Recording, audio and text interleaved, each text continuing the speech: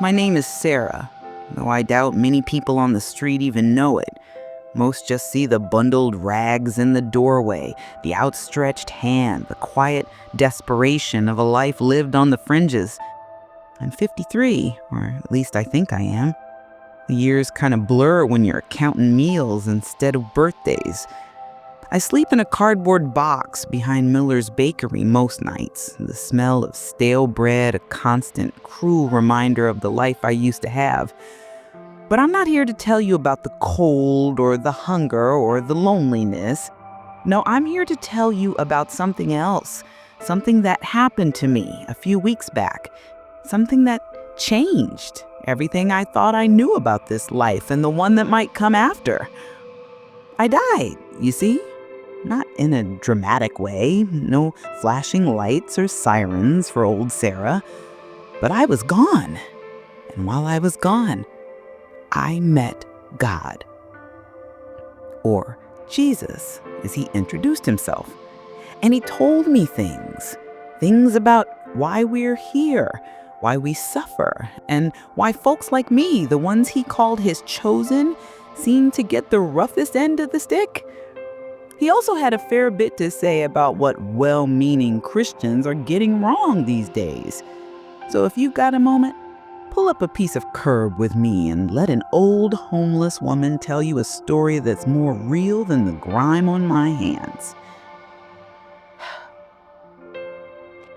It was a Tuesday, I think. The kind of damp, chilling cold that seeps right into your bones, no matter how many layers of newspaper you've stuffed into your coat. I hadn't eaten properly in 2 days. A half-eaten sandwich someone tossed from a car, that was it. My cough had been getting worse, a nasty, rattling thing that shook my whole body. I remember sitting there, propped up against the bakery wall, feeling weaker than a newborn kitten. The city bustled around me, people rushing to work, their faces tight with their own worries, stepping right over me like I was part of the pavement. It's funny, isn't it? You can be surrounded by thousands of people and still be utterly, completely alone. I started feeling dizzy, a strange lightheadedness that wasn't just from hunger.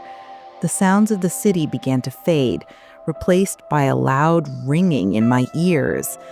My chest felt tight, like an iron band was squeezing the life out of me. I tried to call out, to ask for help, but no sound came.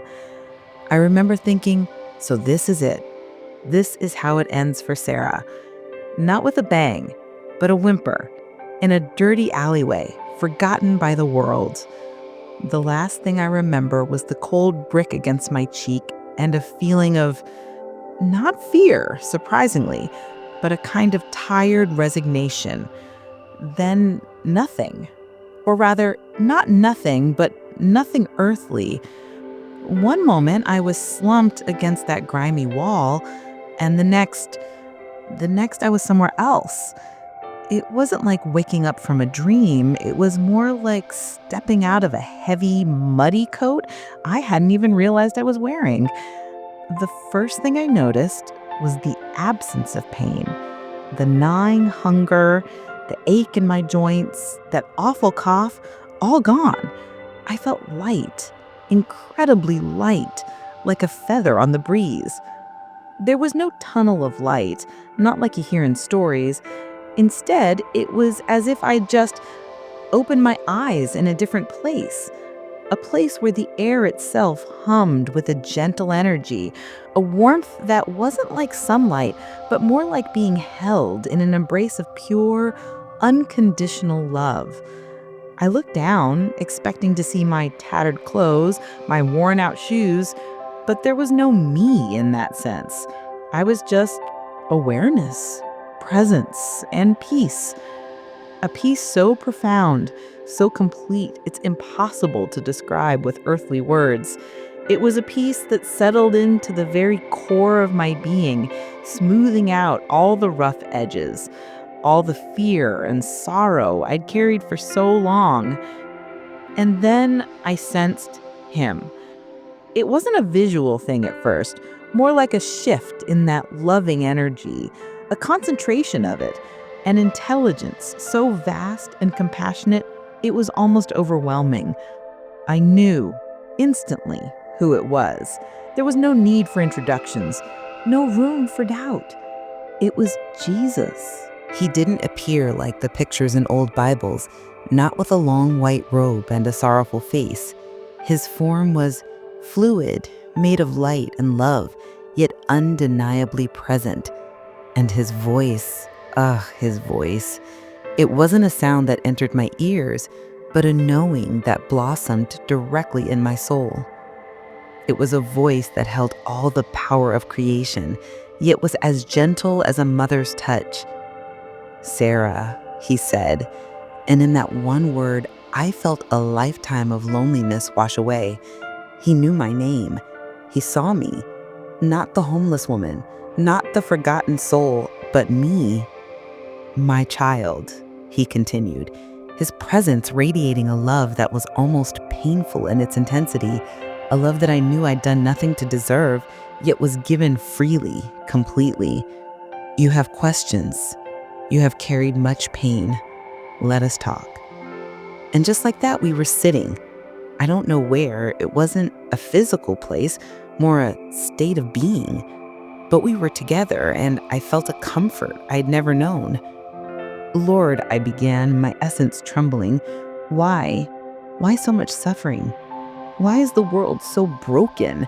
I've lived on the streets. I've seen good people crushed and bad people thrive. What's the point of it all?" His light seemed to soften, to glow with an infinite sadness, yet also with a profound understanding. "Sarah," he said, his voice a balm to my spirit, "life on earth is a school, a place of learning and growth for the soul. The suffering you see, the hardships, they're not punishments, they are lessons. They are the grit that polishes the soul, the fire that tempers the spirit." He showed me then, not with words, but with images, with feelings, how every act of cruelty, every moment of despair also held a seed of opportunity, an opportunity for compassion, for courage, for love to shine through. He showed me how souls choose their paths, their challenges, before they even enter the world, eager to learn specific lessons, to develop particular strengths. It was like watching a grand cosmic play where every actor had a vital role, even the ones who played the villains. For without darkness, how would we recognize the light? "But what about the children?" I pressed, thinking of the hungry faces I'd seen, the innocence lost too soon. "What lesson is a starving child learning?" His presence enveloped me, and I felt a wave of sorrow so immense it was a universe of tears. Their suffering, my beloved Sarah, is a mirror to humanity. It is a call to action for those who have more than they need. Their plight is designed to awaken compassion, to stir the hearts of those who have closed themselves off. And for those pure souls, their time of suffering is often brief, their journey back to love swift. No pain is ever wasted, Sarah. Every tear is recorded, every heartache is a catalyst for a greater unfolding of love in the grander scheme. It was a lot to take in, this idea that suffering wasn't random, that it had a purpose. It didn't make the pain disappear, but it gave it a different context, like looking at a single messy brushstroke and then seeing it as part of a magnificent painting. Then I asked him the question that had haunted me for years, ever since I lost my little apartment, my job, everything. But why me, Lord? Why do some people who try to be good, who believe in you, suffer so much? People like me, we're your chosen ones, you say. But it feels more like we're the forgotten ones, the cursed ones. A gentle warmth spread through me, like he was sharing a secret truth. Ah, Sarah, and there was such tenderness in his essence. My chosen. You misunderstand what it means to be chosen. It is not a path of ease I call my dearest ones to. To be chosen is to be entrusted with a greater capacity to love, and therefore a greater capacity to feel the world's pain, and through that to become a beacon. He showed me souls, radiant and strong, who willingly took on heavy burdens, like spiritual athletes training for an important race. These were the chosen ones, not chosen for a life of comfort, but chosen for a deeper work. Those who suffer greatly and yet keep even a flicker of faith and love alive in their hearts, he explained, are like lighthouses in a storm. Their resilience, their quiet courage, their ability to still show kindness when they themselves have nothing, this is a powerful testament. Their light shines brighter precisely because of the darkness they endure. He showed me how my own struggles, my nights spent shivering in the cold, my days filled with the indifference of others, had not gone unnoticed. He showed me moments where a shared crust of bread with another homeless man, a kind word to a lost dog, a prayer whispered in the dead of night had sent ripples of light into the spiritual realm. "You see, Sarah," he said, "your suffering has carved pathways for grace to enter the world. When you, who have so little, still choose love, it is a far more powerful act than 1,000 grand gestures from those who have much and risk little.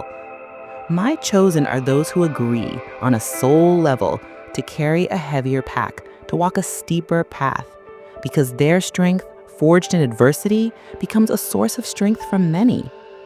I thought about my life on the streets, the small community of us sharing what little we had, the unexpected kindness from a stranger, the moments of beauty I'd find in a sunrise over a trash-strewn lot. Maybe, just maybe, my suffering wasn't pointless. Maybe it was a strange, painful kind of service. It was a hard truth to swallow, that being chosen meant more pain, not less. But it also filled me with a sense of purpose I hadn't felt in years. My life wasn't a waste. It was a lesson.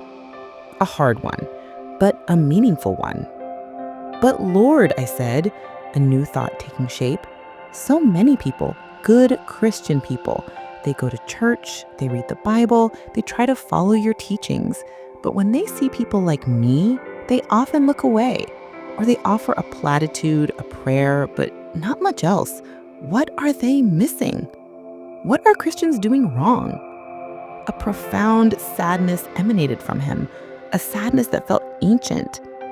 "My beloved Sarah," he began, his light dimming slightly as if in sorrow, "many who call themselves my followers have misplaced their focus. They have built beautiful buildings, intricate doctrines, and precise rituals, but they have often forgotten the heart of my message." Then he showed me. It was like watching scenes from countless lives all at once. I saw people in churches, their voices raised in song, yet their hearts were closed to the person sitting next to them who was silently grieving. I saw them debating scripture with great passion, yet arguing with bitterness and judgment in their own home. They have become preoccupied with being right rather than being loving, he explained. Many cling to the letter of the law, but miss the spirit. They judge others harshly for their perceived sins, forgetting their own. They feel superior in their piousness, not realizing that pride is a greater barrier between them and me than many of the sins they condemn in others. He showed me how many prayers were offered not from a place of sincere connection or a desire for transformation, but as a duty, a transaction, or even a performance. Prayer is a conversation, Sarah, an opening of the heart. It is not a shopping list of demands, nor a shield to hide behind.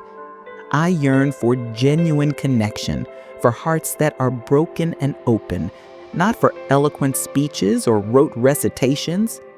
He emphasized that it wasn't the length or eloquence of prayer that mattered, but the sincerity and faith behind it. Much like Mary Walker's experience showed how even short, sincere prayers were powerful. "And what of charity?" I asked, thinking of the soup kitchens that were sometimes more about rules than compassion, the donations given with a sense of obligation rather than genuine empathy. "Many give from their surplus," he said, "which is good, but true charity, the kind that transforms both the giver and the receiver, comes from a place of shared humanity, of seeing me in the eyes of the person before them. It is giving not just of things, but of oneself, of time, of listening, of true compassion. They forget that when they serve the least of these, they are serving me. They look for me in grand pronouncements and miracles, but I am also in the quiet desperation of the hungry, the lonely, the outcast. He showed me how fear had crept into many hearts. Fear of not being good enough, fear of judgment, fear of the other. This fear, he said, chokes love. My message was one of love, of inclusion, of breaking down barriers, not building them higher. Many have taken my teachings and used them to create division, to exclude, to claim a special status. They've forgotten that my love knows no bounds, no chosen few in that exclusive sense. All are my children. It was like he was echoing what Sister Michaela had witnessed, how pride and a lack of true humility could lead even devout-appearing Christians astray. Sister Michaela saw souls in hell who had prayed and served, but their hearts were filled with judgment and they lacked true repentance. God had told her that prayers and church attendance alone are not enough if the heart isn't emptied of self and filled with humility. He wasn't angry, not in the human sense. His overwhelming emotion was a deep, loving sorrow, the sorrow of a parent whose children have missed the most important lesson. The path is simple, Sarah, he concluded. Love me with all your heart and love your neighbor as yourself. All the laws, all the prophets hang on these two. It is not about intricate rules or who is in and who is out. It is about the state of the heart. Is it open? Is it kind? Is it humble? That is what I look for. The intensity of his words, the sheer loving truth of them, filled me completely. I understood then that so much of what I'd seen, even in my own life, in the church I'd attended before I became homeless, was about appearance, about doing the right things, saying the right words, but not necessarily being the right way in one's heart. As his words settled into my very being, the light around us began to shift. It wasn't fading, but it was changing, as if preparing me for something. I felt a gentle pull, a sense of my time in this incredible place coming to an end. I didn't want to leave. For the first time in what felt like an eternity, I was home, truly home, understood and loved without question. Your time here is not yet over, Sarah, he said, his voice filled with that same profound love. You have learned much and you have much to share. Go back. Tell them what you have seen. Tell them that the suffering has meaning. Tell them that my chosen are not forgotten, but are deeply loved and their burdens are seen. And tell my people to open their hearts, to love truly, to judge less, and to see me in the faces of everyone they meet. Do not be afraid. I am with you. The last thing I felt was that overwhelming embrace of love, like a final reassuring hug. Then a sensation like falling, but not unpleasant, more like drifting. The brilliant light began to recede and the humming energy softened. The next thing I knew, I was gasping for air, a raw, ragged sound. My whole body ached with a ferocity I hadn't felt even before. The cold of the alley bricks was biting against my skin, and the stench of garbage filled my nostrils. I was back in my broken, hungry, homeless body. A young woman was kneeling over me, her face pale with concern. Ma'am, are you okay? I saw you slumped over. I thought..." She was a student, I think, from the nearby university, a backpack half open beside her. She'd been the one who'd found me, who'd probably called for help, though no ambulance had arrived yet. I think so, I managed to croak, my throat raw. My chest still ached, but the crushing pressure was gone. I was alive. And I remembered everything. Every word, every image, every feeling from my time with him. Life hasn't magically changed on the outside since that day. I'm still Sarah, still homeless. I still sleep in doorways and wonder where my next meal will come from. But on the inside, everything is different. The bitterness that had been my constant companion for years, that's mostly gone. The despair, the feeling of being forgotten, that's been replaced by a quiet sense of purpose. When I see the suffering around me now, and believe me, there's plenty of it on these streets, I don't just see hopelessness. I see the school he talked about. I see souls learning, souls being tested, souls with the capacity to shine even brighter because of the darkness. And when I see other Christians, the ones who hurry past with their eyes averted, I don't feel anger anymore. I feel a kind of sadness, yes, but also a prayer in my heart for them, that they might open their eyes and their hearts a little wider. I try, in my own small way, to share what I learned, not by preaching on street corners who listen to an old homeless woman babbling about God, but in the way I interact with the others out here, sharing a bit of food when I have it, offering a word of comfort, reminding them that even if the world has forgotten us, he hasn't. Sometimes I just sit and look at people, really look at them, and try to see the spark of him in their eyes, no matter how hidden it is. And you know what? It's changed how I see myself, too. I'm not just a burden, a statistic. I'm one of his chosen. Walking a hard path, yes, but a path with meaning. My suffering isn't a sign of his displeasure, but a strange kind of trust he's placed in me. So that's my story. I don't expect you to believe it all. It's a lot to take in, I know. But I had to tell it, just like he asked. Maybe, just maybe, it'll make you think. Maybe it'll make you look at the world, at the people around you, a little differently.